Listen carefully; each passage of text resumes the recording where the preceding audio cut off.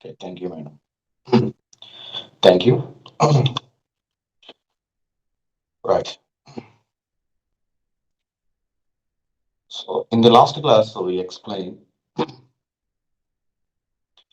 different types of properties. That is density of the fluid, specific weight, specific gravity, and viscosity.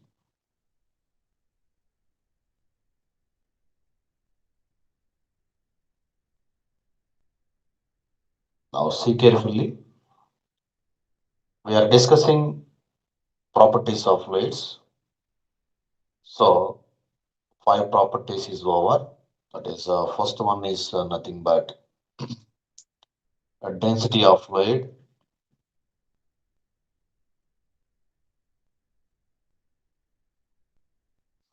and the second one is nothing but specific volume,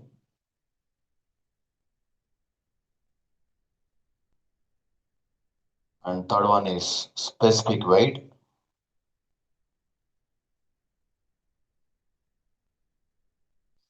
and the fourth one is nothing but specific gravity,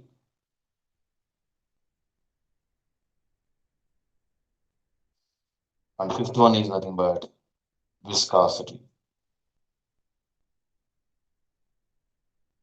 And sixth one we are going to discuss here.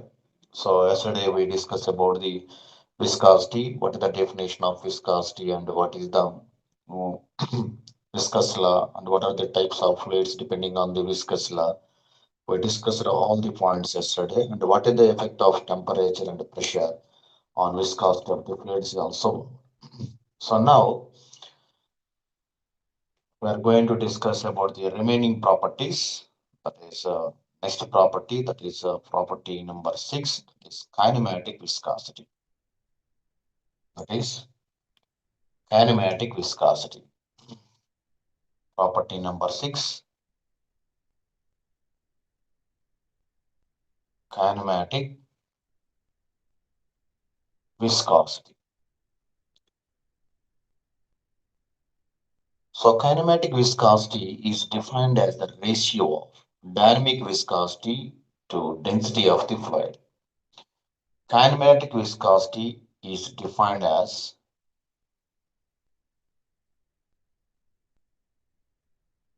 a ratio of dynamic viscosity to density of the fluid.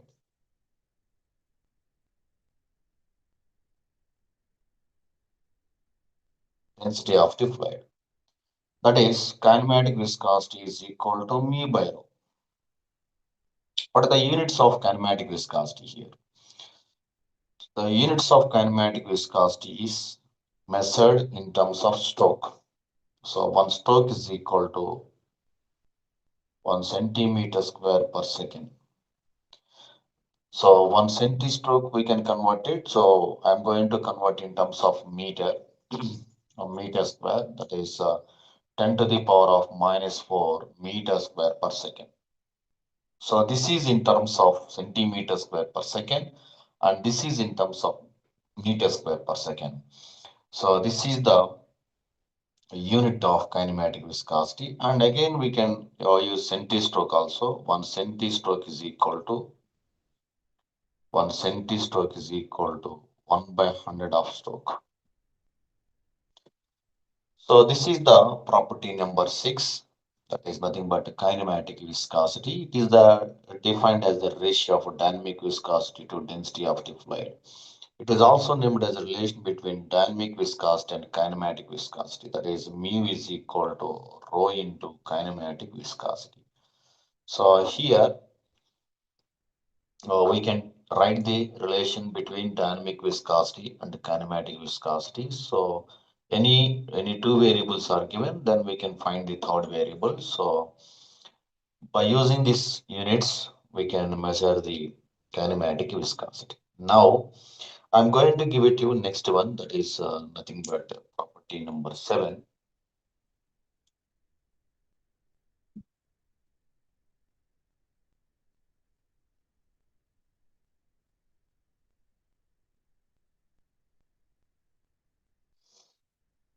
Property number 7.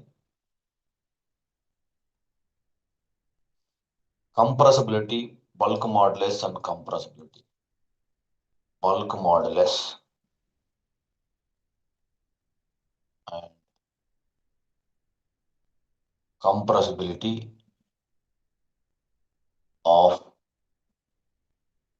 fluids.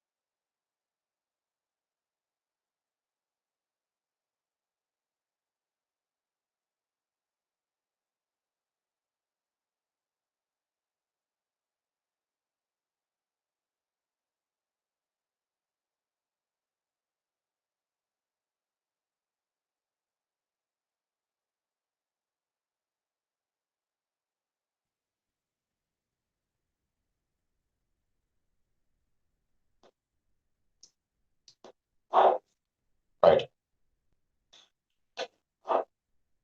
Now we are going to discuss about the property bulk modulus and compressibility of fluids.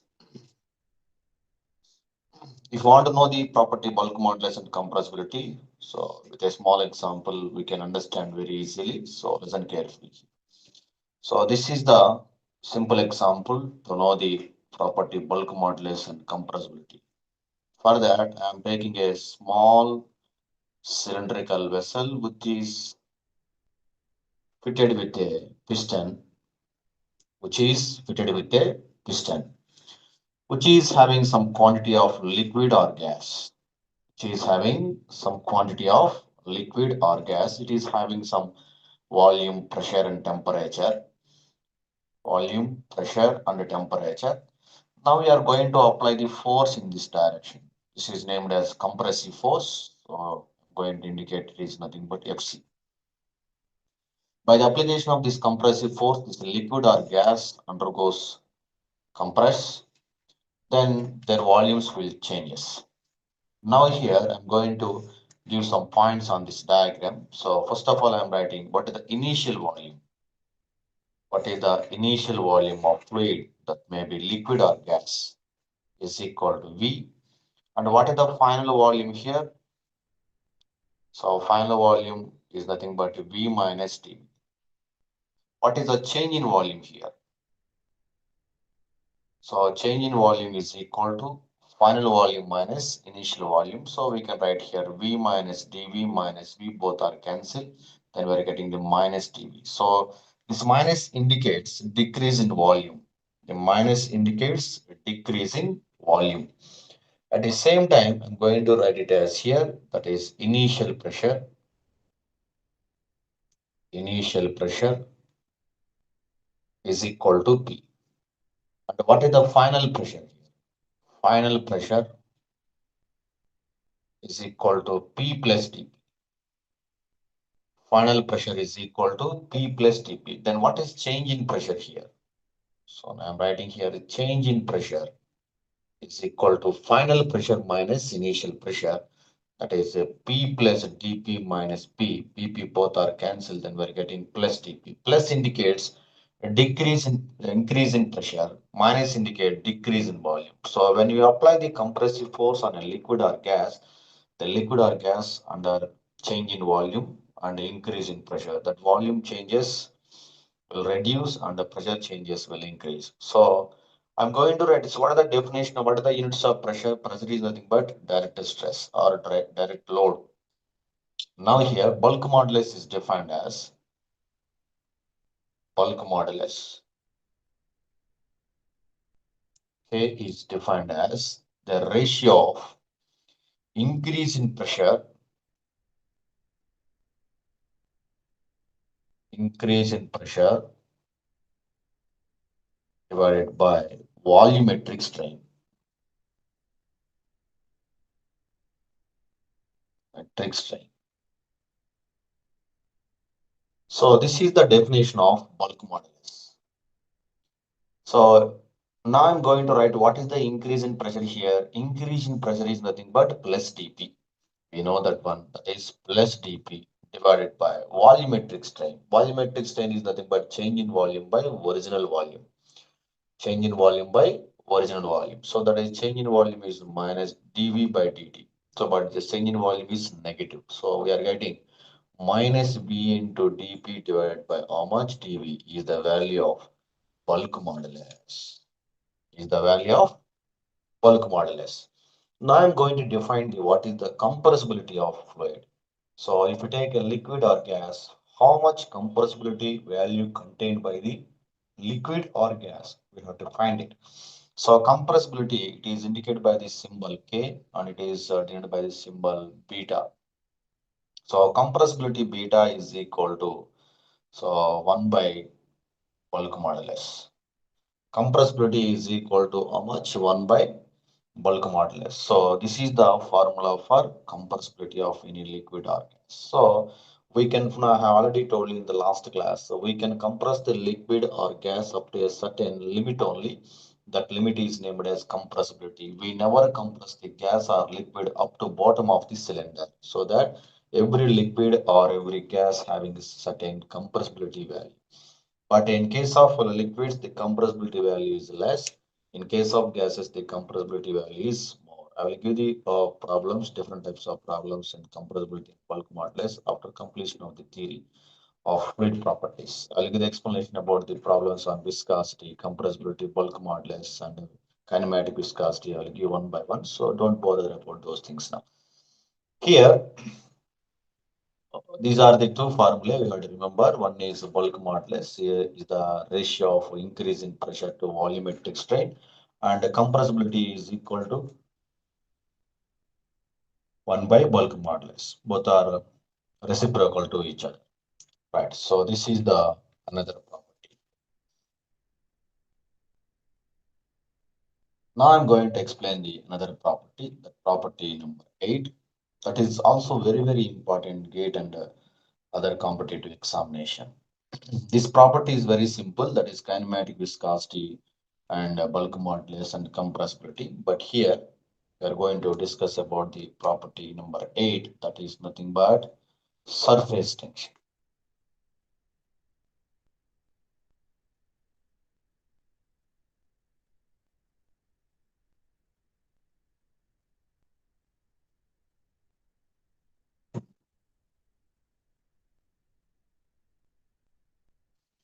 Surface tension. It is indicated by symbol sigma. Now, what is definition of surface tension? So how to measure the surface tension? So what are the types of questions they will ask in gate examination? I will give explanation one by one. So please take care about that.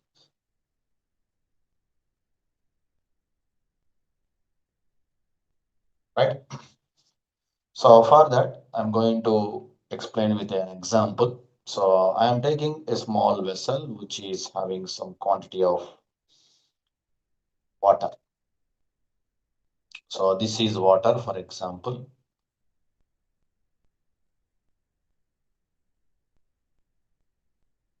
This is water. So the surface of the water, so exposed to which one now? Air. And what is the pressure on the surface of the liquid? The pressure on the surface of the liquid is atmospheric pressure or pressure exerted by the air. That air pressure is nothing but atmospheric pressure. Now here I am taking a small fluid element inside the fluid. That is inside the fluid. So this particle is surrounded by the fluid particles. These are the fluid particles which are also contact with that particle. So these are the surrounding particles of this particle. So all are contact to each other. So all are having force of attraction between them. Now the force of attraction between the particles in x direction, y direction, z direction is same if you consider a particle inside the liquid. So if you take any particle inside the liquid, not just below the liquid surface, inside the liquid, this particle having force of attraction, that is cohesive forces along x and y and z direction is same. So this particle is balanced. So this particle is balanced here. Now this is balanced. There is no unbalanced forces. This particle is completely inside the liquid. Now I'm going to take it as one more particle which is at the free surface, or we can take like this. This is the another particle here. This is the particle which is at the surface, which is at surface. So this particle is also contact with the surrounding particles like this. So between this particle and these particles having cohesive forces. So the cohesive forces along y direction, along x direction, along z direction, there must be a forces.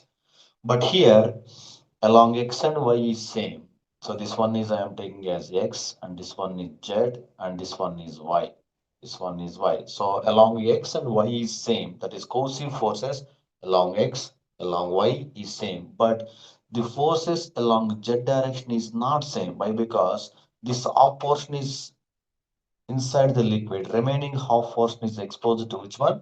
Air. So there is no force which is balanced this force which is acting in downward direction. What are the forces which are acting in downward direction on this element? So this element, this fluid element having some weight, that weight is also acting in downward direction. At the same time, the force of attraction between the particles which are also pulling the particle in downward direction.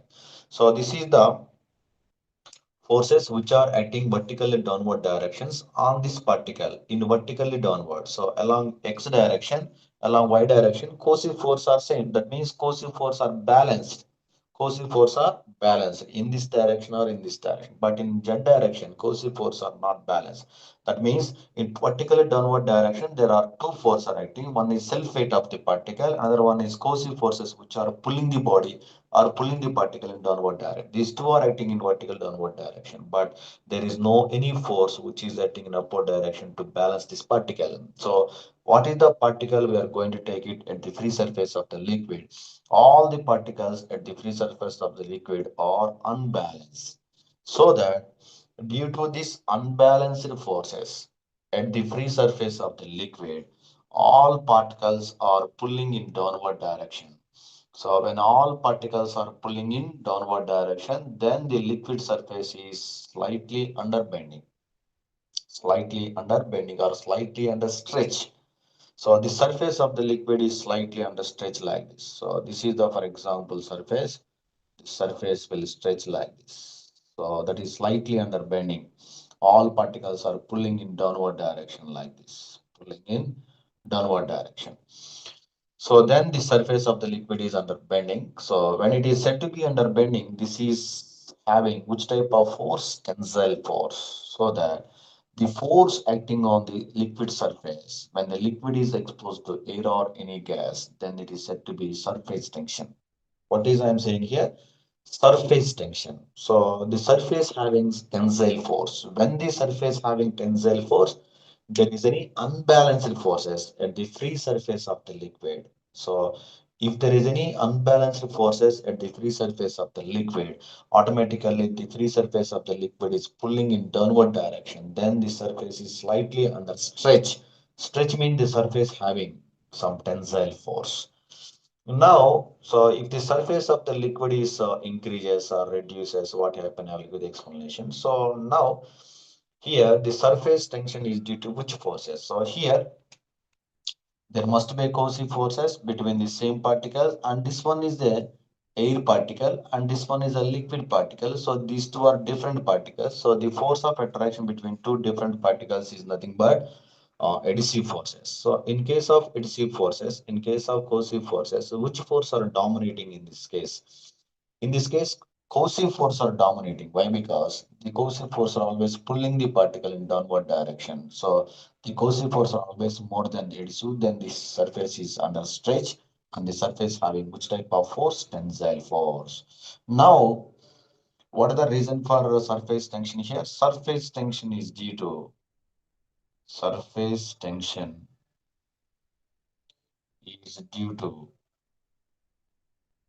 unbalanced forces.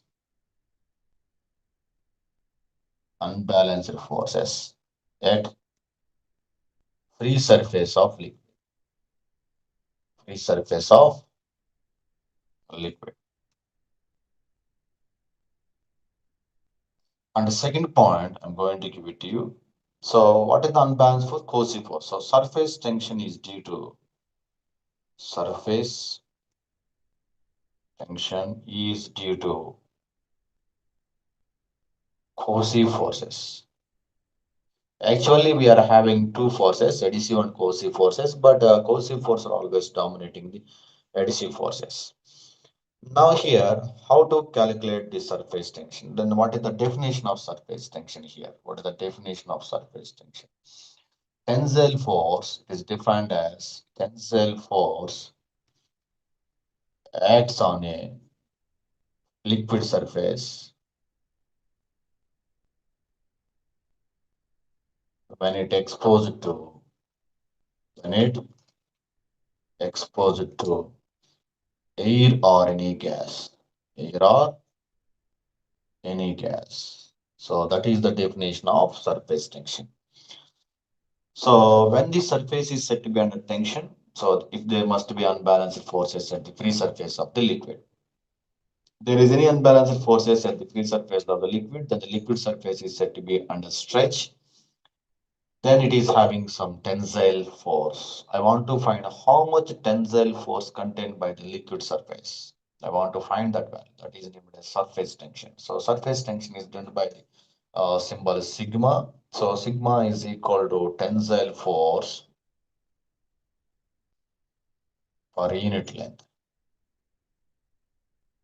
So how much force acting per unit length? If you know it, I can calculate how much force acting on the entire length of the free surface. That's why I'm writing tensile force acting on the surface of the liquid per unit length. So tensile force is nothing but newtons and unit is in terms of meters. That is the unit of surface tension. Now, the surface tension can be expressed in another definition also, in another way also, but we are getting the units is same. So surface tension is also defined as, so surface tension is also defined as ratio of surface energy to surface area. What are the units of energy here? So units of energy is nothing but joules divided by area is nothing but meter square. And what is joule here? Joule is equal to Newton meter divided by meter square. Meter both are cancelled. Newton per meter is the unit of surface tension. So if you see this one and this one, both are having same units. So that what I am saying here. So surface tension we can express in two ways. One is a ratio between the tensile force per unit length, and next one is surface energy per surface area. So we can remember that one. And I want to write the what is the dimension formula of surface tension also. Sometimes they will ask what is the dimensional formula of surface tension or any quantity they will ask you. So that's why I'm going to write what is the dimensional formula. Dimensional formula of surface tension is equal to how much here? This surface tension is nothing but Newton per, that is Newton per meter. That is force. Force is always equal to M into A divided by meter. Meter is nothing but L. Then I'm writing here length. M is nothing but mass. Mass is nothing but M. And acceleration is nothing but velocity by time. So acceleration is nothing but velocity by time. So velocity is equal to distance by time and meter per second square. So distance is nothing but L divided by t square into L. So how much we get now? M into t power minus 2. So I'm writing M into t power minus 2 is the dimensional formula of surface tension. Now I want to tell you, so when we are going to consider the surface tension property, so then by using this formula, how to calculate the surface tensional property. So first of all, when we are going to use this surface tension property, so first of all, I'm going to give it to you. The surface tension property we can use always when surface area is minimum. When surface area is minimum. That is the first point. So when the surface area is minimum, we can consider surface tension property. And the second one, the fluid must be exposed to air. Fluid must be exposed to air or any gas. The fluid must be exposed to air or any gas. So remember these 2 points. So why we are going to consider the surface tension property. So when this area is maximum, we cannot consider the surface tension property. So I will give simple example why we are going to consider surface tension property when the area is minimum. I'll give it to you. So please take care about that. After that, I'll give you the explanation about application of surface tensional property.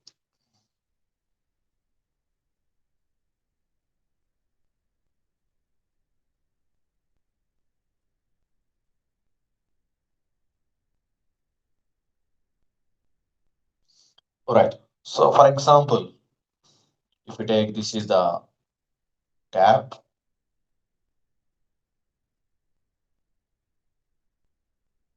this is the pipe which is connected with a wall. It's the tap. When the valve is open very slowly, when the tap is open very slowly, so this is the liquid which is coming out like this.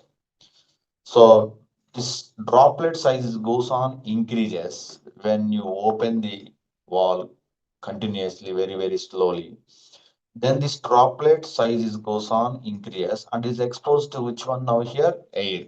So what are the forces acting on this droplet here? So on this droplet, there must be two forces. This droplet having a weight, the weight is always acting in downward direction. And this air is also applies some force which is acting on the surface, which is acting on the surface. These two are forces. When is balanced, then the droplet never falls from the tap surface. Never falls. So when these two forces are unbalanced, then automatically this droplet will falls down. Or got my point or not? So when you open this wall very very slowly, then the size of the droplet is goes on increase. So what is this pressure here? The surrounding pressure is nothing but atmospheric pressure, and the droplet is also having pressure, that is pressure of the liquid inside the droplet, that is pressure of liquid in the droplet. There are two pressures. So pressure in the water droplet and atmospheric pressure. When the size is goes on increase, for example, if you take this is a droplet, initially it is in a smaller size. Smaller size means it is having small amount of liquid. So this liquid is also having some pressure. That pressure is nothing but pressure of liquid. The surrounding is exposed to which one now? A, that pressure is also called as atmospheric pressure. Then when the atmospheric pressure is more than, the atmospheric pressure is more than pressure in the liquid, then what happened here? This is unbalanced force. That means this air always keeps the droplet in spherical shape. Keeps the droplet in spherical shape. So when this pressure of the liquid is goes on increase means the size of the droplet is goes on increases.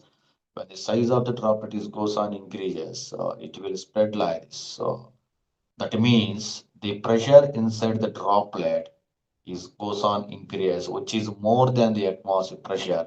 Then the flow takes place from high pressure to low pressure. So the flow takes place in this direction. So what I am saying here, when the pressure of the liquid is equal to atmospheric pressure, surrounding pressure, or surrounding forces, that is force inside the droplet, force outside the droplet. That force outside the droplet is given by the surface tensional force.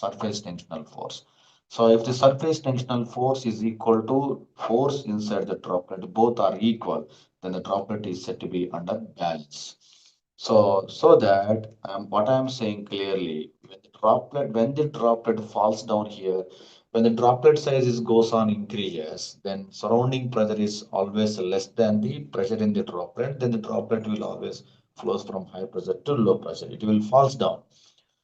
So if you want to keep the droplet in a spherical shape, if you want to keep the droplet in a spherical shape, automatically we can balance these two forces, inside force, outside force. Inside force is nothing but pressure force, and outside force is nothing but tensile force. So that is the clarification about the surface tension when we are going to consider surface tensional property. What are the conditions here? We are having two conditions when the surface area is minimum and this liquid must be exposed to which one?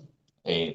Then we are going to consider surface tension property. Now where we are going to apply, where we are having minimum surface areas. So for example, if you take a rain droplet, so I'm going to apply the surface tension property on rain droplet. Why? Because rain droplet is always in the form of smaller size. So it is having minimum surface area. When it falls or when it falls through the atmosphere, then it is always contact with the air. So there must be a property exit that is nothing but surface tension. Now I'm going to give that is for case one, droplet of water. Droplet of water. So when the droplet of water is coming out from a tap, when droplet of water is coming out from a tap, then how to calculate what is the value of surface tension. Now here I'm going to give it to you. That is, this is the droplet, which is in the form of spherical, which is having some quantity of liquid inside. This is in smaller size. Then only we are going to consider surface tension. Now the surrounding is exposed to which one? Air. Surrounding exposed to which one? Air. This is a liquid. So this liquid is said to be under which condition? Static condition. So the liquid applies equal pressure in all directions according to Pascal law. This liquid applies equal pressure in all directions inside the droplet. Why? Because the fluid is said to be under static condition. Now there must be inside force, so there must be outside force. Outside force is given by the surface tension, and inside force is given by the fluid. Now there are two forces at the surface of the liquid. So at the surface of the liquid, there must be two forces. The surface having surface tension, and this fluid applies some force in opposite in force in this direction. That force is nothing but pressure force. Now I'm going to find the what are the forces which are acting on the surface of the liquid. There are two forces. First one is nothing but pressure force.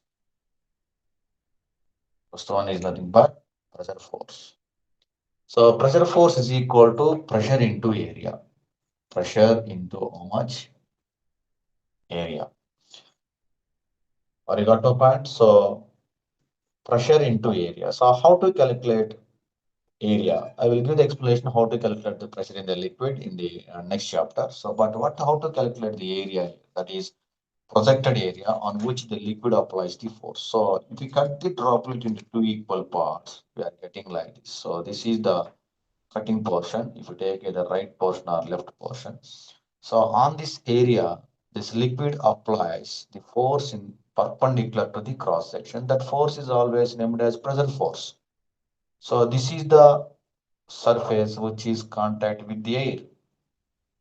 Now, that surface having two types of forces. One is pressure force, one is surface tensional force. The surface tensional force is always due to coercive forces. So, how to find the pressure force here? Pressure force is equal to pressure P into area. Area is nothing but in the form of circular, that is perpendicular to the applied force, that is equal to pi by 4 into how much d square. So, this is the force which is inside the droplet, that is due to the liquid, that is the liquid force on the surface of the liquid. Now, what is another force here? So, I'm going to write another force here, that is surface tensional force. That means when the surface is exposed to air, so there must be a coercive forces which are pulling the surface in which direction? Downward direction. Pulling the surface in downward direction like this. These are the surface tensional forces. Or got my point or not? These are the surface tensional forces which are acting at the surface. So surface tensional force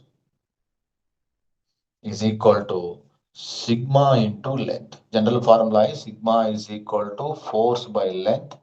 Force is equal to sigma into length. Now here, what is sigma? Surface tension. I'll give it the values surface tension at 20 degrees centigrade. At 20 degrees centigrade, if there is any contact between water and air, the sigma value is 0.0731 Newton per meter.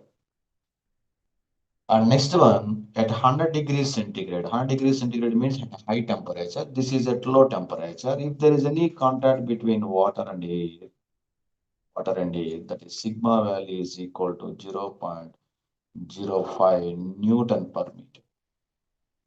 0.05 Newton per meter. If you observe these two values, at low temperature, surface tension is more. That means the coercive forces are more. At high temperature, the coercive force will reduce. Then the surface tension is also reduced. So now at 20 degrees centigrade, if there is any contact between mercury and air, then what is the value of sigma? That is 0.1 Newton per meter. So these are the standard values of surface tension. So we are going to remember.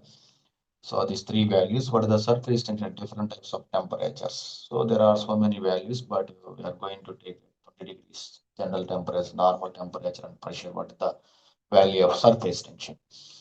Now, what is the surface tensional force here? Sigma into L. But if you see these values, sigma is constant depending on the temperature. Then sigma is constant. Now, what is the variable here? Length. So what is the length here? Length is nothing but contact length between liquid and air. Contact length between liquid and air. What are the contact length here? So contact length between liquid and air. So I'm writing here surface tensional force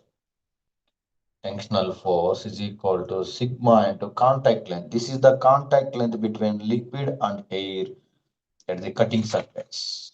So this is in the form of circle. Then what is the contact length? That is, we are going to take it as perimeter. Perimeter is nothing but pi into d.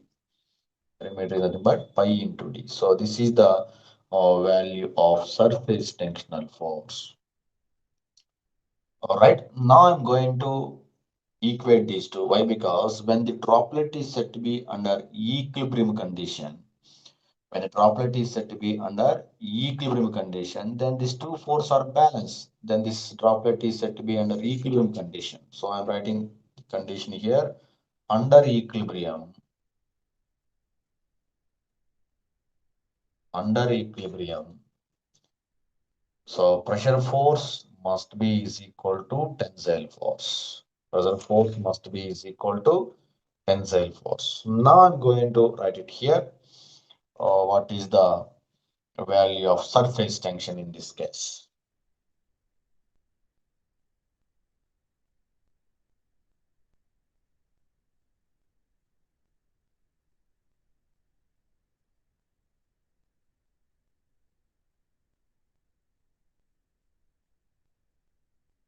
Right.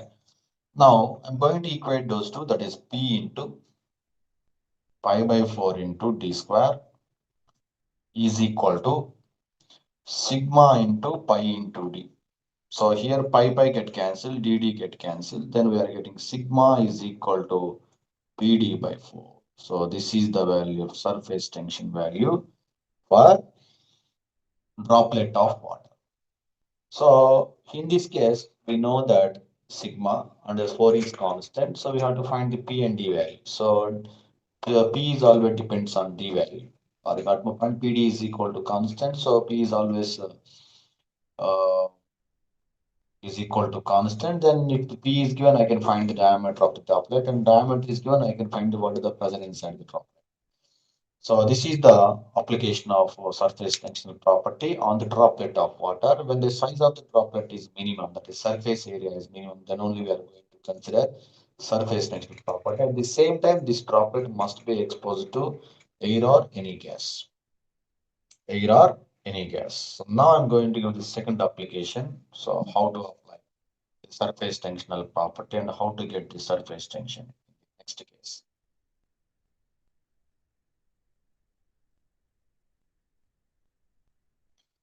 That is soap bubble,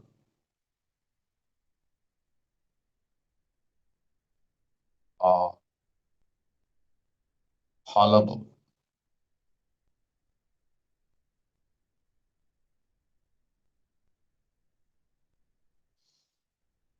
Soap bubble or hollow bubble. How to apply the surface tension? And in case of hollow bubble, this is the hollow bubble. So there is no any liquid inside the bubble or in this spherical shape.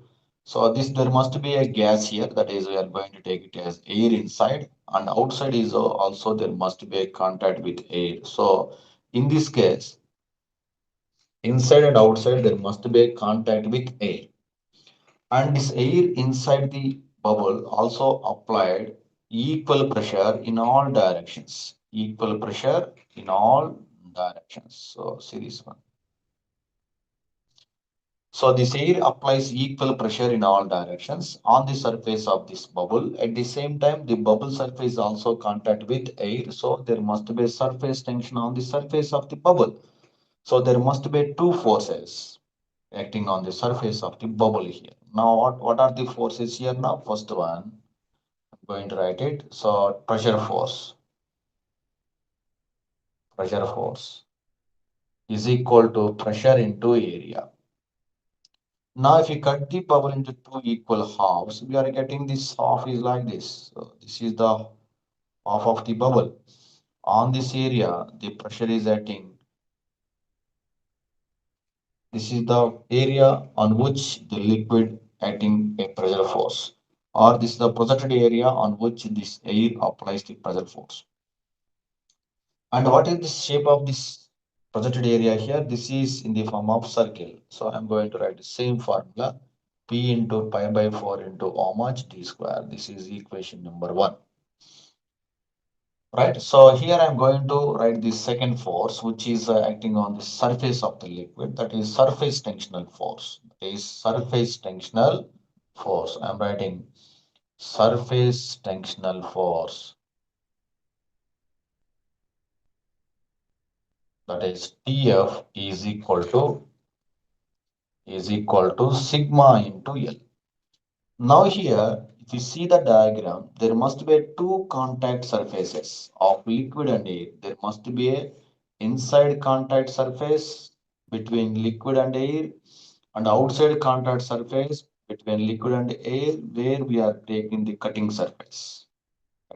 So that we are having two contact lengths. So I am writing here. So sigma into inside contact length is nothing but inside perimeter. So I'm writing here P into inside diameter is D1 plus outside diameter is D2. Outside perimeter is nothing but pi into D2. So this is the total length of contact between inside and outside between liquid surface and air. So that is the total contact between liquid and air. So now, if you see the D1 and D2, what is the difference between D1 and D2? The surface, the thickness of the surface of the bubble is very, very small. That is also we are going to consider negligible value. So there is no any bigger difference between D1 and D2. There are very, very, very small difference between D1 and D2. So that I'm going to take the assumption. So that is D1 must be is equal to D2 is equal to D. So I'm taking the condition that I'm going to substitute here sigma into 2 times of pi into d is the equation number. So when this bubble is said to be under balanced or under equilibrium condition, when the bubble is said to be under balanced or under equilibrium condition, then we are going to write it as then equation number 1 must be is equal to equation number 2, right? Equation number 1 must be is equal to equation number 2. Then I am writing what is the equation number 1 here, that is P into pi by 4 into d square is equal to sigma into 2 into pi into d. Pi by dd both are cancelled. Then we are getting the value of sigma is equal to PD by 8. So this is the surface tension value in case of bubble. So what is the surface tension value in case of droplet? That is PD by 4. So you can write this one. This is for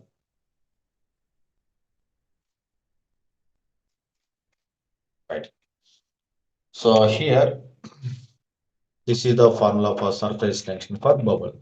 I'm going to write the relation between the bubble and droplet. So here I'm writing in case of droplet, I'm writing here PD by 4. And in case of bubble, I'm writing here PD by 8. Now, in both cases, surface tension value is same. Why? Because both are exposed to air, both are at the same temperature, 20 degrees centigrade. Then I'm going to equate these two now. When surface tension are equal, this is a droplet, this is the bubble, and a sigma B is equal to sigma D. Then I'm writing the equation that is PD by 4 is equal to PD by 8. This is for droplet and this is for bubble. Now I'm going to write it as how much value, how to get the relation between the pressures between droplet and the bubble here. droplet and bubble here. Now see this one. Now I'm writing here pre of the droplet into diameter of the droplet divided by 4 is equal to pressure in the bubble into diameter of the bubble divided by 8. This 4 is 2 times is cancelled here. If they both are in the same size, I'm right taking the condition, both are in same size. Same size means both are having same diameter. Both are having same diameter, then this diameter both are cancelled. Then I am writing here pressure in the droplet is equal to pressure in the bubble divided by 2. That implies pressure in the bubble is equal to 2 times of pressure in the droplet. So this is the condition we are getting from the relations between the droplet and bubble here. That is pressure in the bubble is always 2 times of the pressure in droplet. So please take care about that points. Right, so this is about the application of surface tension on bubble or hollow sphere. Right. Now I'm going to give the third application. So how to apply the surface tension property.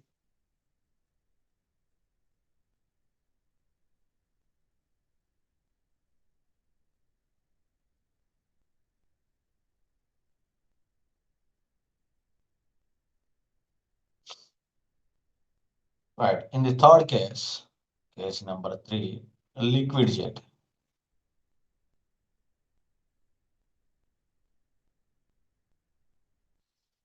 In the case number 3, we are going to deal with the liquid jet.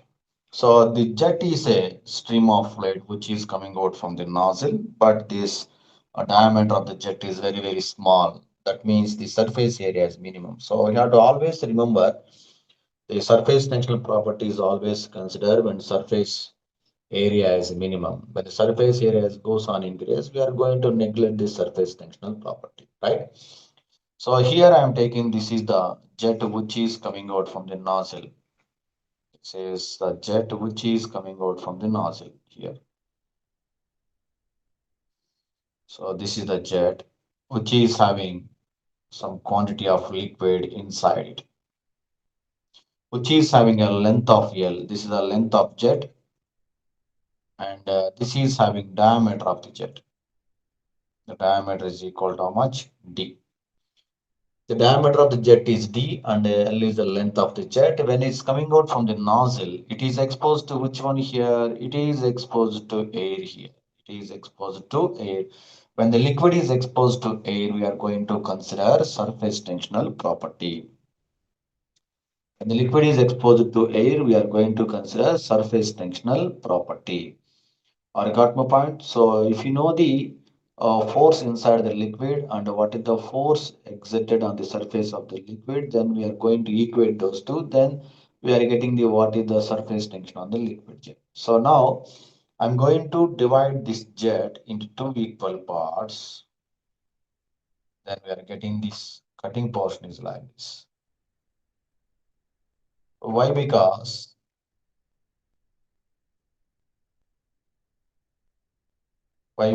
this liquid applies the force in this direction. That is, the liquid applies the pressure force in all directions. So this is the direction of pressure, which is perpendicular to the cross section.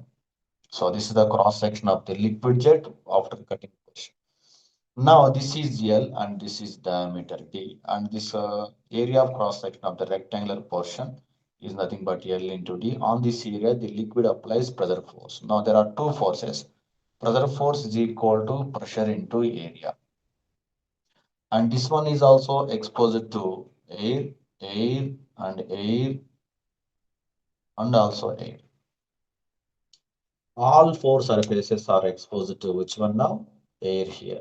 Have you got my point? So what is the first one? What is the pressure force here? Pressure force is equal to pressure into area. Then I am writing here pressure into area. The pressure into area is nothing but L into D, length into diameter. That is in the form of rectangular section, so that I am writing pressure is equal to pressure into L into D. This is the equation number 1. That is a force inside the jet. And what is the force acting on the surface of the liquid jet. That is surface tensional force. Surface tensional force is equal to sigma into L here.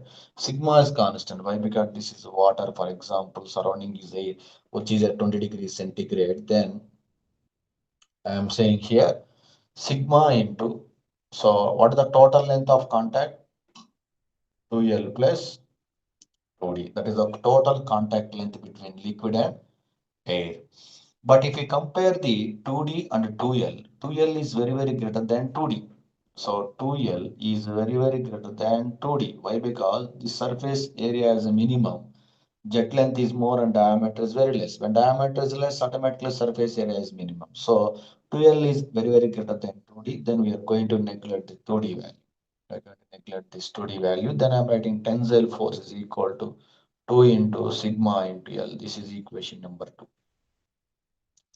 So these are the two forces which are acting on the liquid jet. One is inside and one is outside. Then I'm going to write it under equilibrium condition.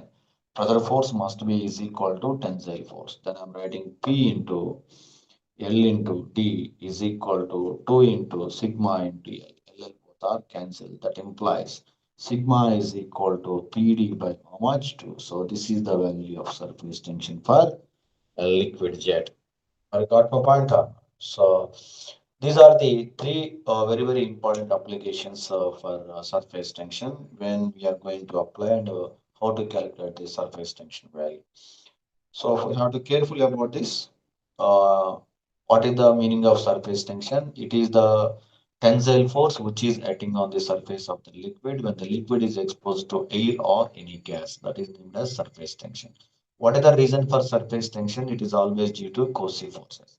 When we are going to consider surface tension, that is when surface area is minimum, at the same time the liquid must be exposed to atmosphere. So how many applications we are having here? We discussed here only three applications. That is one is a droplet of water and hollow sphere or hollow bubble, and the third one is liquid gel. All are having minimum surface areas, right? So if you want to apply the surface tension property, so where the surface area is minimum, in such cases we are going to consider surface tension value. Okay, right. So this is the property number 8. Now I'm going to explain the property number 9 here.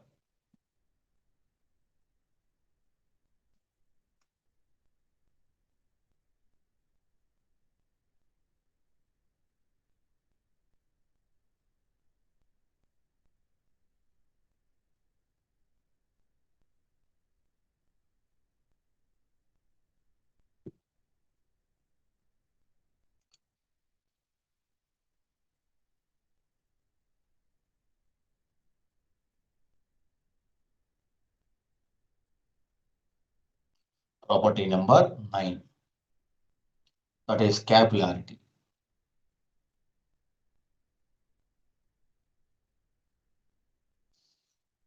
So what is capillarity? So when we are going to consider capillarity property, so what is the advantage of capillarity? What is the disadvantage of capillarity? When we are going to uh, calculate this capillarity and what is the formula for capillarity here? We're going to discuss those points. So first of all, I'm going to give the what is the definition of capillarity with a small example now. So we are having different types of liquids in our nature. So that I am taking two different types of liquids which are having different types of viscosities. So this is the free surface of one liquid. This is a liquid one, and this is I am taking here liquid number 2. Both are having two different viscosities. So here I am taking, for example, water. Here I am taking, for example, for mercury. That is, I am taking the mercury is why because it is a standard fluid in case of liquids, so that viscosity is a minimum. That is, availability is more in our nature. Now I'm going to take a small vertical clean glass tube, small vertical clean glass tube, which is vertically immersed in water, which is immersed in water like this. So when this glass tube is immersed vertically in water, the water will enters into the glass tube and it will rises in the glass tube and it will show like this. It will show like this. It will show that this is the free surface. This is the free surface of the liquid. This is also free surface of the liquid. So due to the property of the capillary property of the water, it shows the rise of the liquid in the glass tube above the free surface for water. Now I'm going to take this is the point. So this height is named as H R, that is rise. A rise of the liquid surface above the free surface of the liquid in the water when a small vertical glass tube is immersed in water. The same glass tube I'm going to take it here. Same glass tube I'm going to take it here and goes to immersed in the mercury also. Going to immersed in mercury also.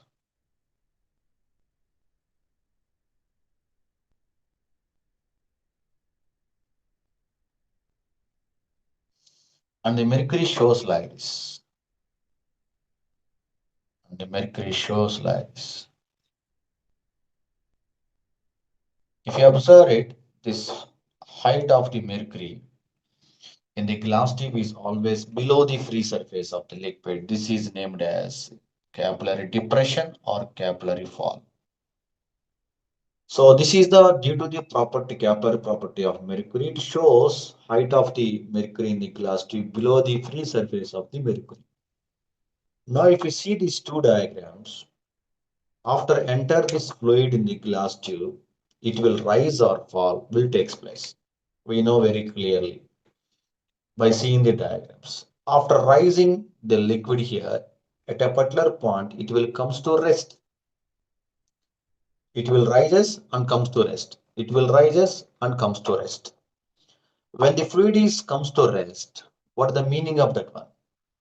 When the fluid is comes to rest, that meaning is nothing but that fluid is under balance in the glass tube. This is the fluid in the glass tube above the free surface is said to be under balanced.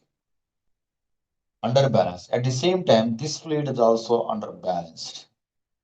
That means the fluid is set to be under which condition? Static condition.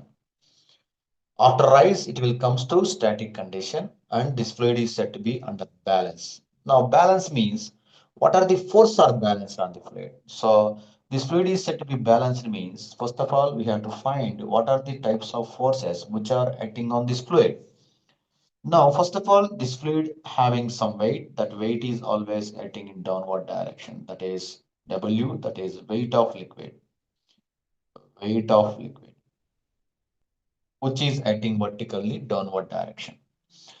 Right. And the second one, the surface of the liquid in the glass tube is exposed to which one? Air. So there must be a surface tensional force which is acting along the surface. This is sigma, this is sigma. Here is also the surface tensional force is acting in this direction. This is sigma, this is sigma, and this is the angle of contact between surface tensional force and glass tube.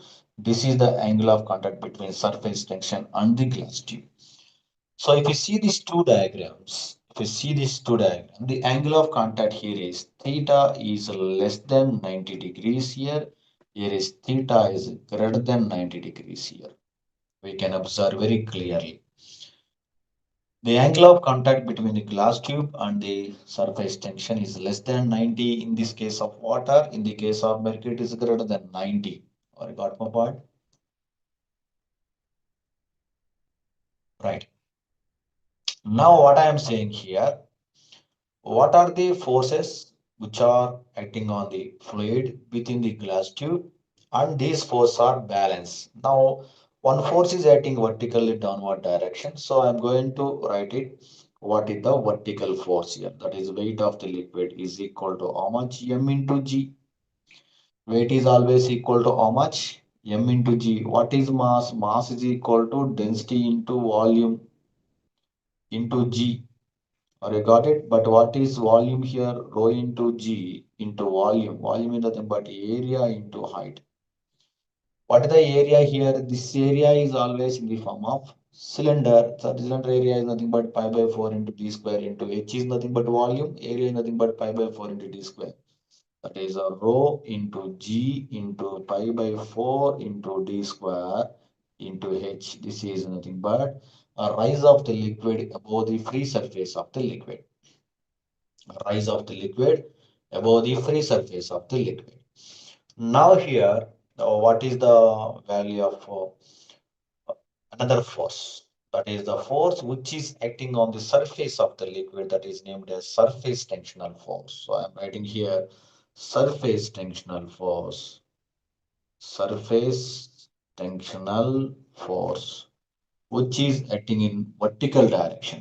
Now, but here the surface tension is acting parallel to the surface, the tangential to the surface. So I want to convert this surface tension into vertical direction so that I'm going to convert the surface tension into two components, one vertical component and a horizontal component. But here we are going to consider only vertical component. We are not going to consider horizontal component. Why? Because this weight is acting in vertical direction. So we are going to balance the vertical forces. So this is theta. So this becomes sigma into cos theta. And this becomes sigma into sine theta. So I'm going to take this one is the vertical force. That is, actually we are writing sigma into L, but sigma is nothing but sigma cos theta into L. L is nothing but length of contact between liquid and air. If you see in this direction, so if you see in this direction, this is the length of contact between liquid and air. So we are going to take the perimeter. Perimeter is nothing but pi into d. Perimeter is nothing but pi into d. So these are the equation number one, and this one is nothing but equation number. Now, when this fluid is said to be under equilibrium condition or under a static condition, now I'm going to equate. Now I'm going to equate these two forces. So that means under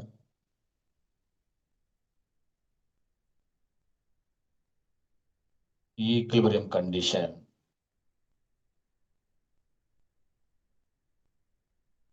Under equilibrium condition, pressure force weight is equal to how much? Tensile force. Now I'm going to equate those two now. I'm going to equate those two now.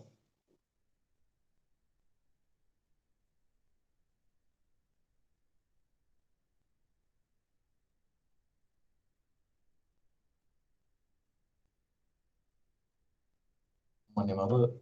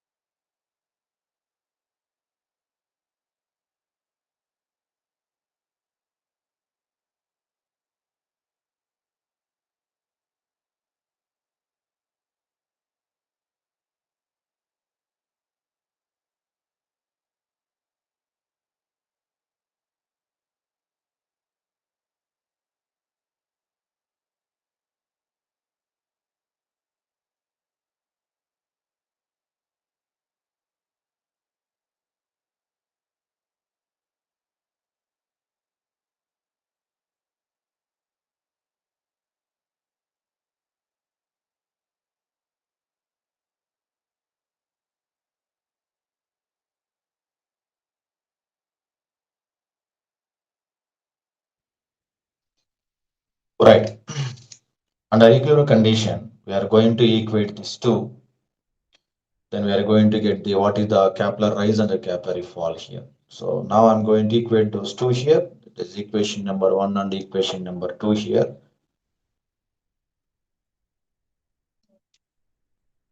That is, in case of tensile force, we are having so sigma cos theta into how much pi d. This is equation number two. Now, if we equate those two,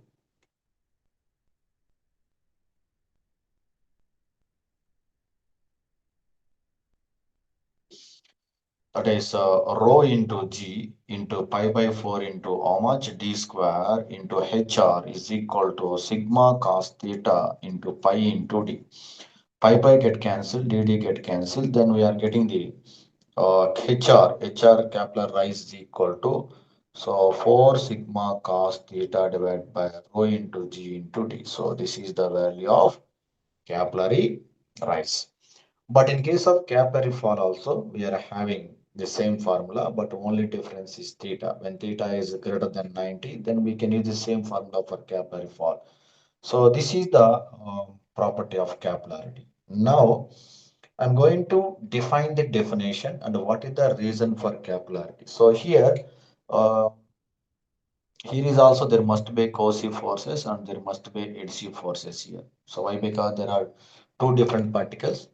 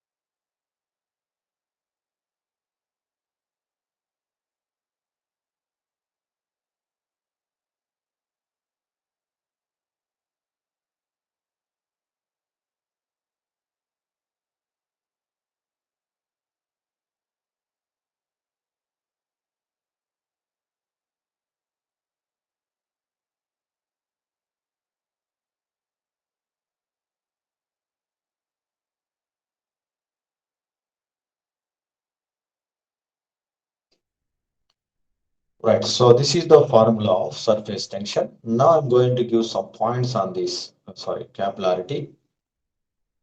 I'm going to give some points on capillarity.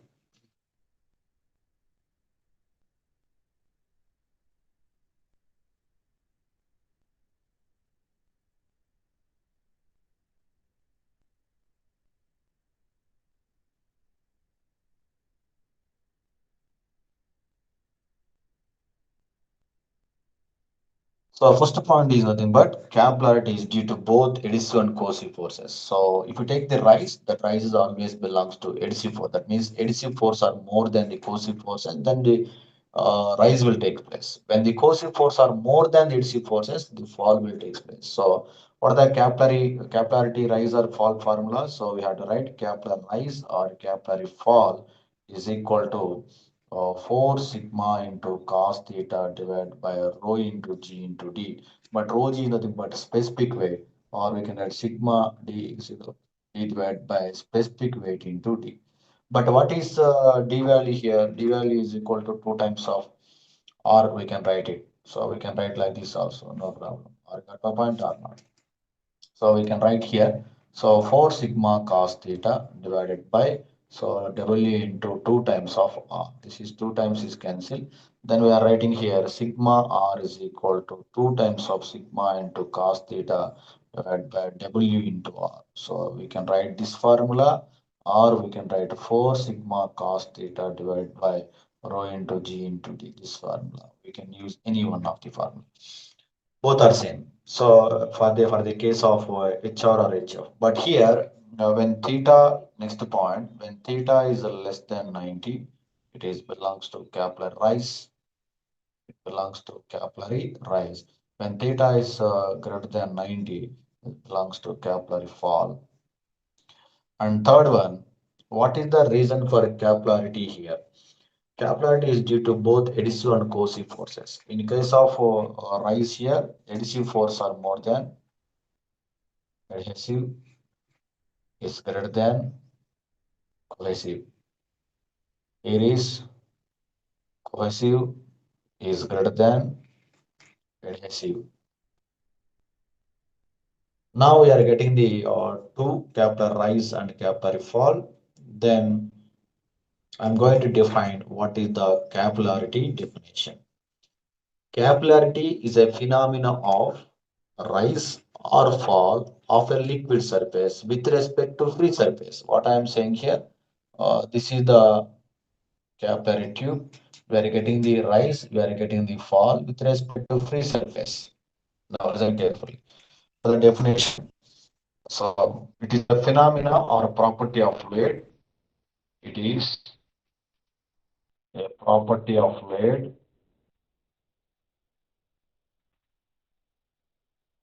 shows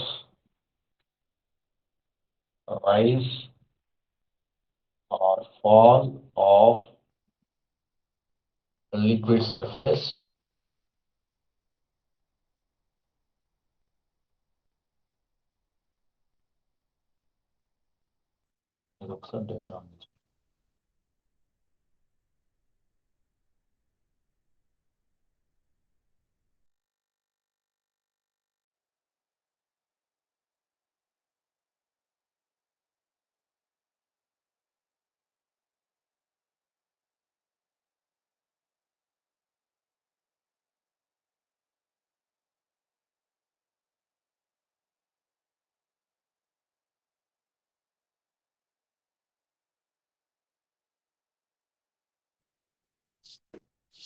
It is a property of fluids to rise or fall of liquid with respect to free surface when a small clean glass tube immersed vertically in fluid. So that is the definition. Now another point is also there. When theta is greater than 9 less than 90, so when theta is less than 90, it is always named as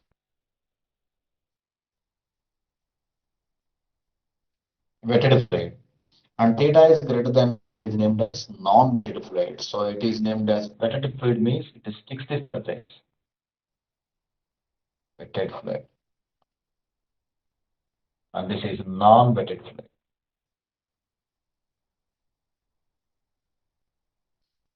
You got my point? And what is the reason for surface capillarity? Capillarity is due to both cohesive and adhesive forces. Both cohesive and adhesive forces. So these are the points we are going to remember in capillarity. So we can use only one formula to calculate the capillarity phenomena. Is HR is equal to 2 sigma cos theta by W into R, or we can write 4 sigma cos theta by rho into G into T.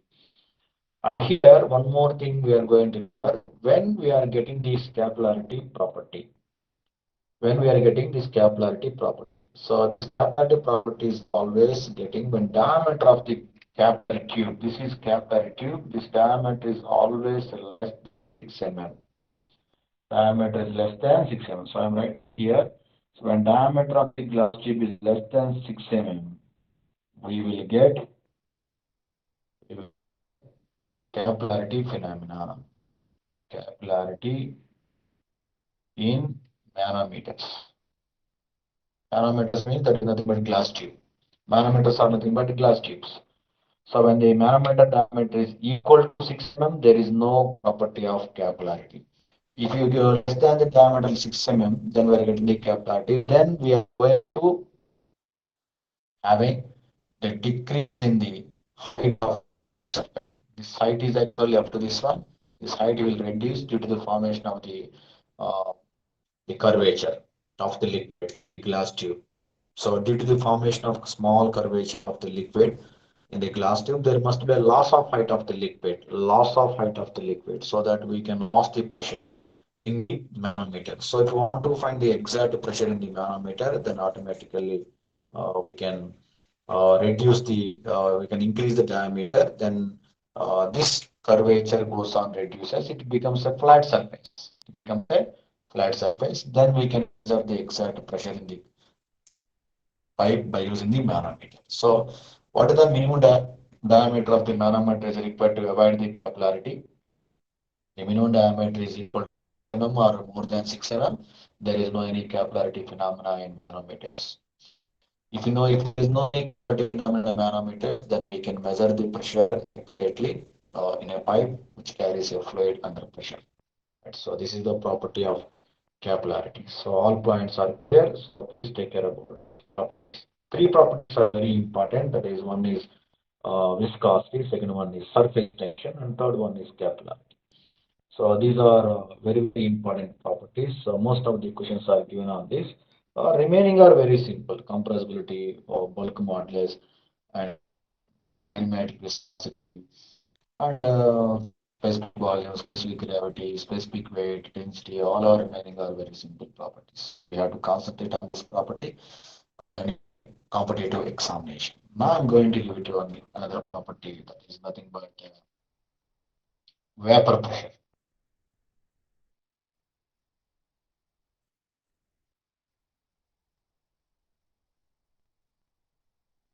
It's vapor pressure. So if you take any liquid, that liquid is having vapor pressure, that is, the fluid must be having vapor pressure here. So what is the meaning of vapor pressure? What is the advantage and disadvantage of this vapor pressure? So for example, I am taking a small vessel, which is said to be a vessel, which is having some quantity of water. Why? Because I am taking water. Water is a standard liquid uh, in case of liquid. So I'm taking some quantity of water. This is water. This water is subject to certain pressure, that is nothing but atmospheric. So this is occupied by the air, and this air applies some pressure on the liquid surface in the downward direction. So this water is under atmospheric pressure, which is at a temperature of 27 degrees centigrade. That is normal temperature of water. It is having some pressure, temperature, and volume. Now I'm going to supply some quantity of heat energy to the water. Now I'm going to supply some quantity of heat energy to the water. Then what happens? You supply the heat energy to the water, then heat is taken by the water and gets heated. The heat goes on increases.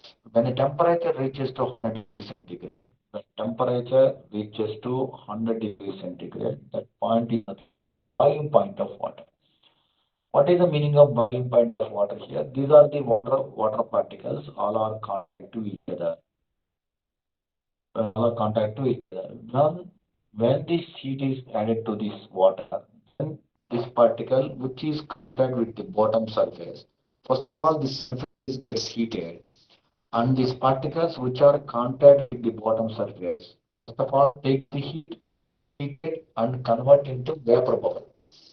When this water reaches 100 degrees centigrade, this liquid droplet is converted into vapor bubble, and the bubble having less weight, and this try to escape this place because these are water particles having more weight, and this total weight of these particles acting on this vapor bubble, so it can't bear that load, so that this bubble try to leave this place.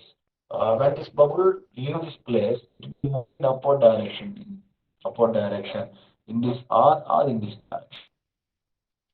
And the bubble is coming in upward direction, reaches the surface.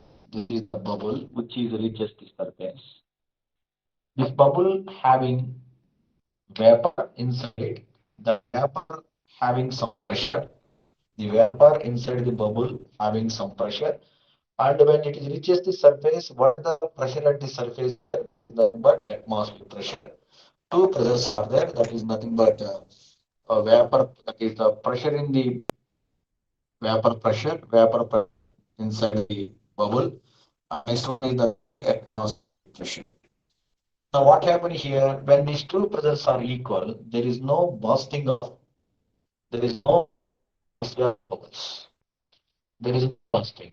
So when these vapor bubbles are goes to burst here, if this atmosphere pressure is more than the, I'm saying here, atmosphere pressure is more than the vapor pressure inside the bubble, then the bubbles are goes to burst at the free surface. When the vapor bubbles are burst at the free surface of the liquid, the vapor will release. Vapor will release. When vapor particles are released and moves away from the free surface of the liquid in this direction. These are the vapor particles which are leaving the surface in upward direction or in outward direction. When the vapor particles are leaving in the upward direction, according to Newton's third law, every action is equal in opposite direction. When these particles are leaving the surface, it applies some force in downward direction. They apply some force in downward direction. That force is acting on the liquid surface.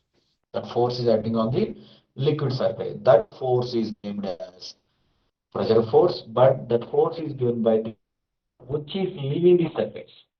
That is named as vapor pressure. Simply say that the pressure applied by the vapor, pressure applied by the vapor on the liquid surface. At the same time, these vapor particles are leaving with high velocities and goes to impact the surface, impact the surface number of times, so that the surface will also goes to damage. That is named as cavitation. That is named as cavitation. So here two pressures are atmospheric pressure, vapor pressure. When the atmospheric pressure is equal to vapor pressure, boiling will take place.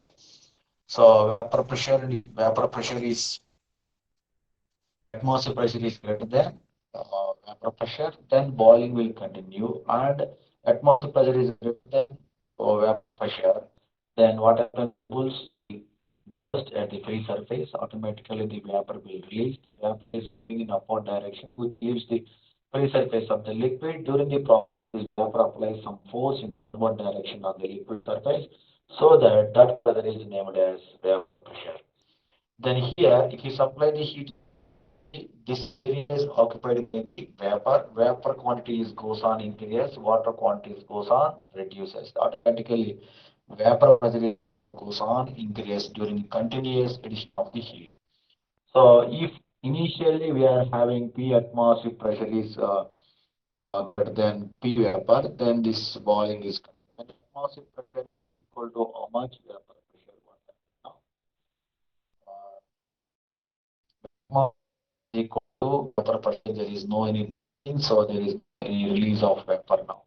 When AP atmosphere pressure is more than the vapor pressure, then these bubbles are goes to burst at the free surface of liquid. There must be a vapor which is occupy the space here. Then the vapor is on in the air, and the vapor liquid quantities goes on reduces. So that when the vapor pressure is more than when the vapor pressure is more than atmospheric pressure, what happens here? So condensation will take place here.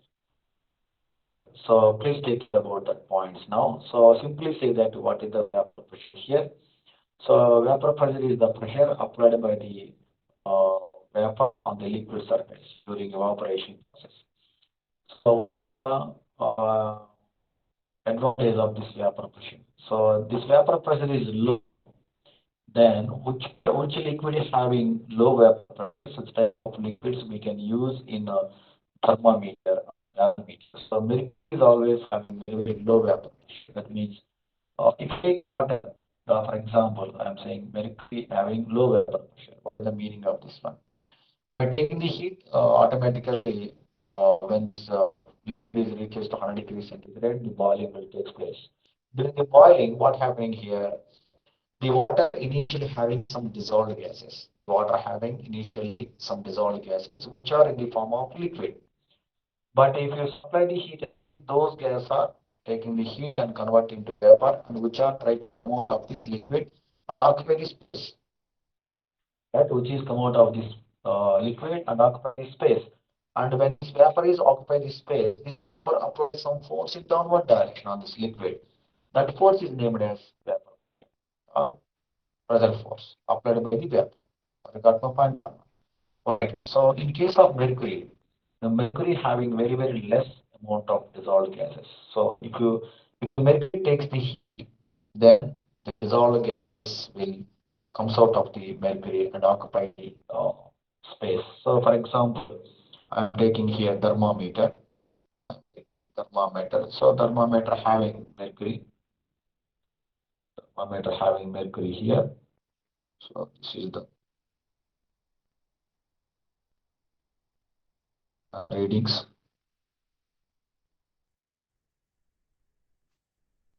This is mercury. Take heat outside, then mercury will rise here. The mercury will. So when the mercury is taking the heat, what are the dissolved gases in the mercury? Yes, those are converted into vapor. The vapor is occupy the space, vacuum. And this vapor is very less in case of mercury. I'm saying the vapor is very less in this region. This vapor applies less pressure on the mercury, less pressure on the mercury, so that the displacement of the mercury is very fast. So we can easily respond with respect to small change in temperature. At the same time, the displacement of the mercury, that is thermal expansion of the mercury, is very high within a small change in temperature. If this if the small 1 degree rise in temperature, automatically the expansion of the mercury will take place in upward direction.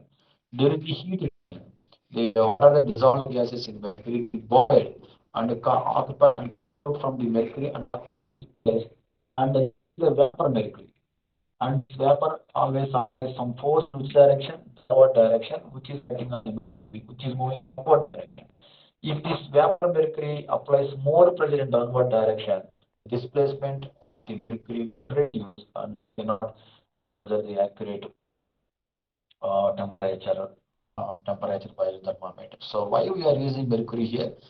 Mercury having low vapor pressure, mercury having low vapor pressure at the same time, so it can respond, or the coefficient of thermal expansion of the mercury is very high when compared to all liquids in our nature. So that we are going to use as thermometric fluid and manometric. So here two reasons are there for vapor pressure.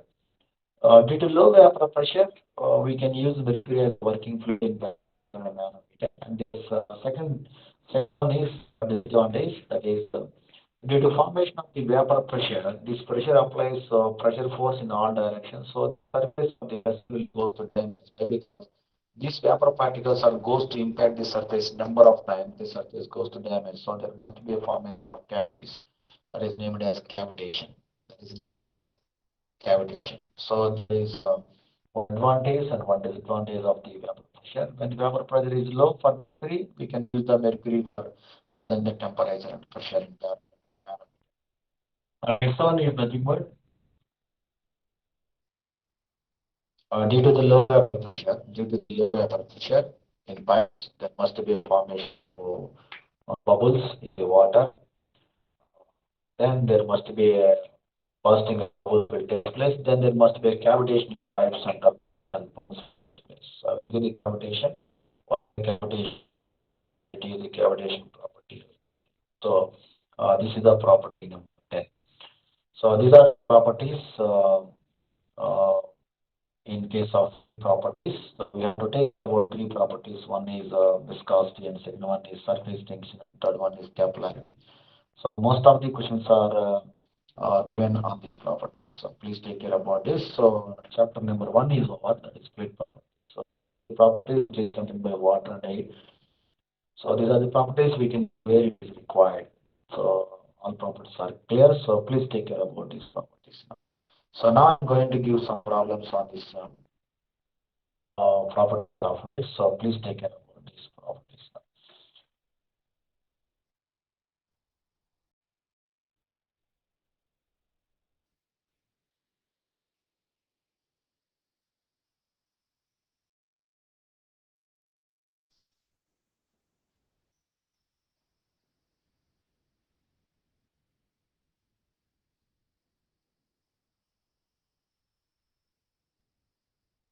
I'm going to give problems on viscosity first of all.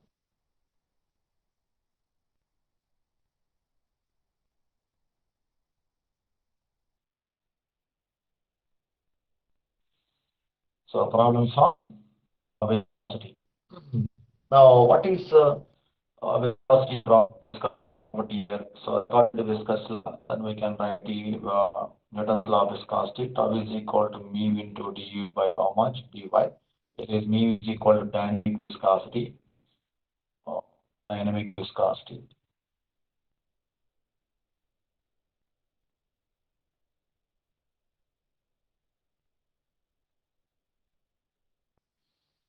Right, I want to give some problems which are given in the definition. How to solve those problems? Viscosity and surface tension, and no, next one is nothing but capillarity also. The question number one. So this is the question is given in gate examination. This is the shaft which is rotating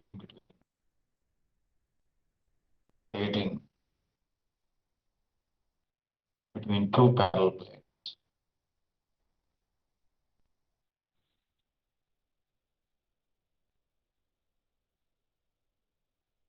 This is the fluid contained by kind of fluid between the shaft and the boundary, and the shaft is having a diameter. This is a shaft having a diameter of 50 centimeters, diameter of 50 centimeters, and the length is equal to 1 meter. The length is almost 1 meter, diameter is equal to 50 centimeters.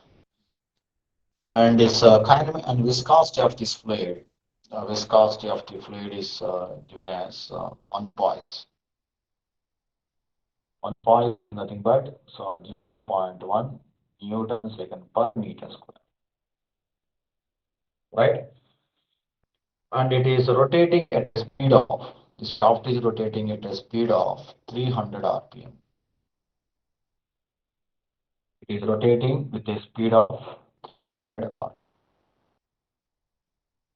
So I want to rotate the shaft with a speed of 300 rpm. So fluid of viscosity 1 poise. I want to rotate the shaft with a speed of 300 rpm in a fluid of viscosity 1 poise, and having a diameter of 50 centimeters, length is equal to 1 meter. In this, now here question is given, find the torque required to rotate the shaft. The question is given, find the torque required to rotate the shaft. That is the given question, right? Now tell me how to calculate how much torque is required to rotate the shaft.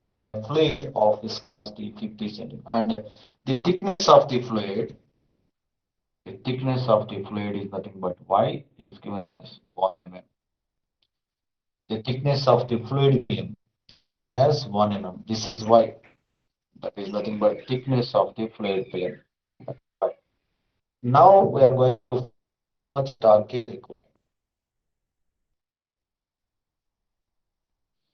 So we know that. So what is the torque here? Not always equal to into radius.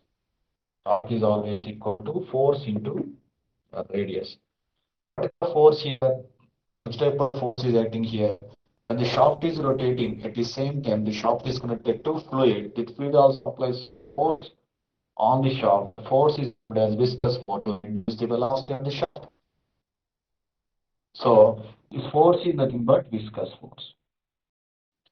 Now, according to Newton's law of viscosity, shear stress is equal to mu into du by how much dy.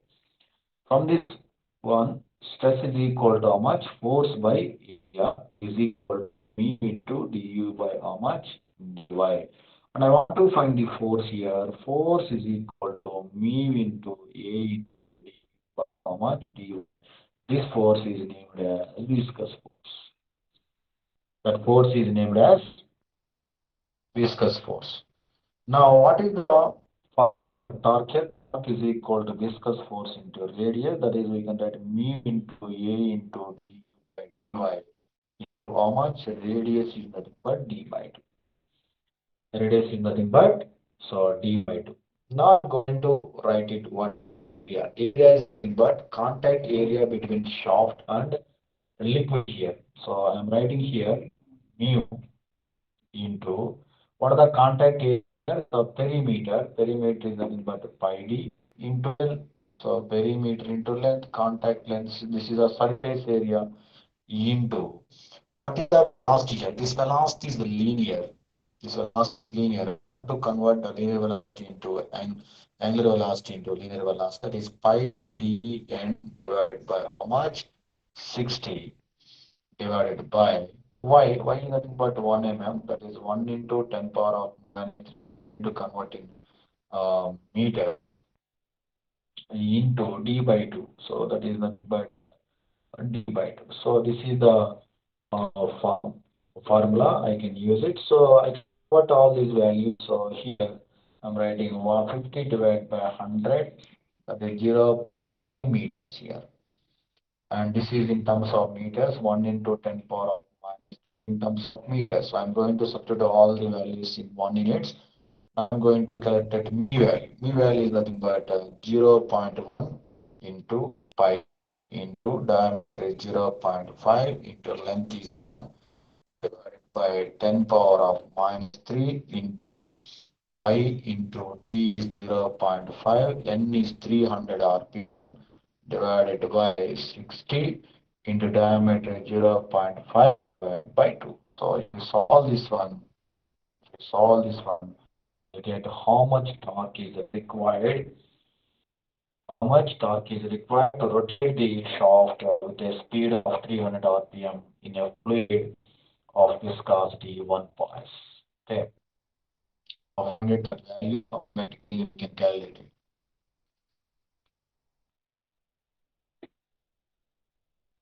Now I got this value of 0.1 into 5 into 0.5, 1, 5 into 0.5, 300, 0.5 divided by 60.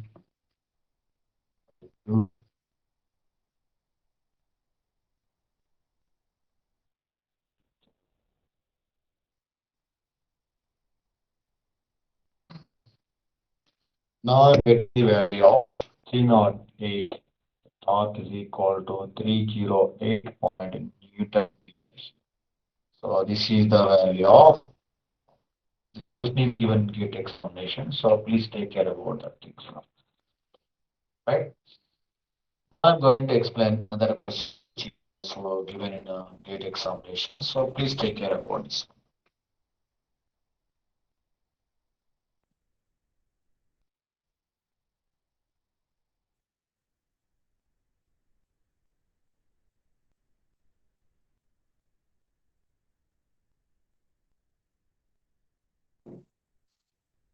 The question number 2.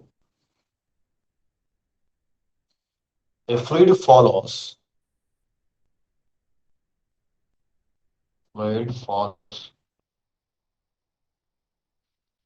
the velocity profile.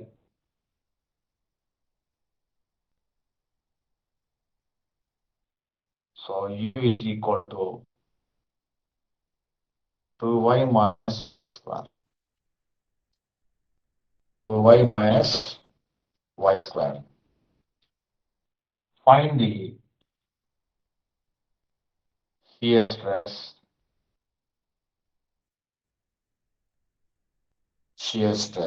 at the boundary.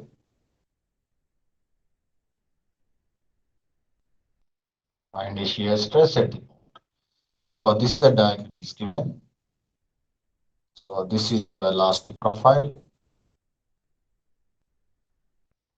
This profile is U is equal to 2y square. So here is the boundary at y is equal to 0 and this height is equal to y is equal to 1 mm. That is the thickness is y is equal to 1 mm. That is the height of the velocity profile. This is the velocity distribution profile for a fluid. Now here he is asking what is the value here, what is the value of shear stress. Now what is the formula for shear stress here? Solution. What the profile is given here? Profile is equal to 2y minus y square. Now according to Newton's law of viscosity, tau is equal to mu into by dy.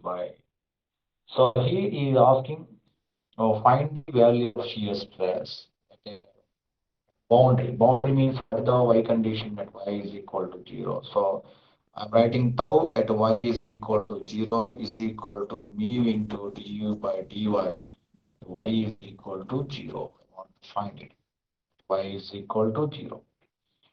Now, first of all, I want to find what is du by dy value. Is du by dy value. What is du by dy? U is equal to 2 minus y square. To differentiate with y, then we are getting 2 minus 2y. 2 minus 2y. Now I'm going to put when y is equal to how much? 0. Then I'm writing d by dy at y is equal to 0 is equal to 2 minus 2 into 0. Then we are getting 2 value. Then we are getting 2 value. Then I can find what is the value of shear stress.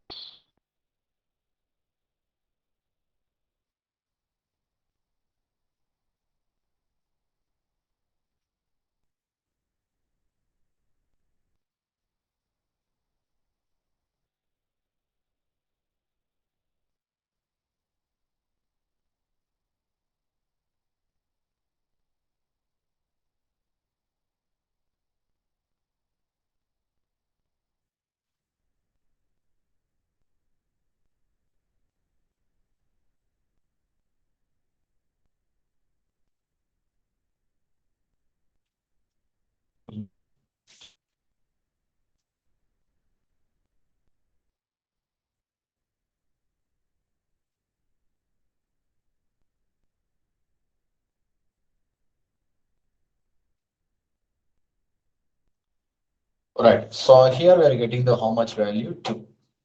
Going to substitute here. Sure, shear stress is equal to tau is equal to mu is equal to 0.1 Newton second per meter square. That is the value of viscosity of the fluid.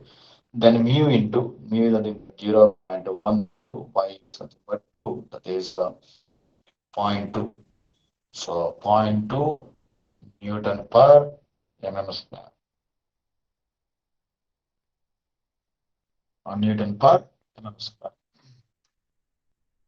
So that is the value of shear stress. So this is the second case of viscosity. Now I'm going to give one more problem here for calculation of the viscosity problem. Then I will close this class. So this one is also given in GATE examination. So please try to understand this one also. Now here, question number 3. So this question is given. a block of mass capital M, which is placed on a solid surface.